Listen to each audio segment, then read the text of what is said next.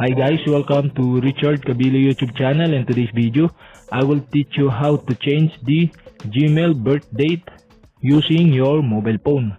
So okay guys, but before we start, kindly subscribe to my YouTube channel by pressing the subscribe button and the bell to notify you if I have new video.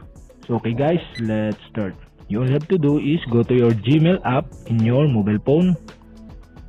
Okay guys, here in Gmail app, click the three line on the upper left side on your screen. Scroll down and find settings, click this. Okay guys, here in settings, select the Gmail you want to change the birth date. And after that guys, click manage your Google account. Okay guys, here in your Google account, click personal info. And okay guys, here in your profile, you can see the birthday, click this. Okay guys, here in birthday, you can see the month, day, and year. So okay, you can change the month. For example, click the month, and I select the January.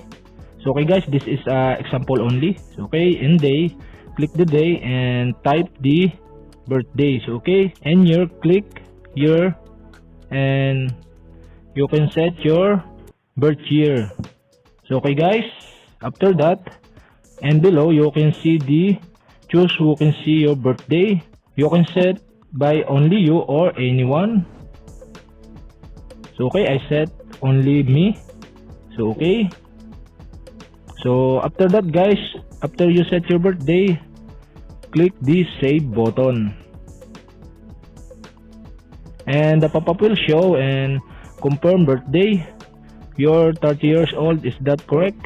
So if the birthday are correct, click the confirm button. Your birthday has been updated.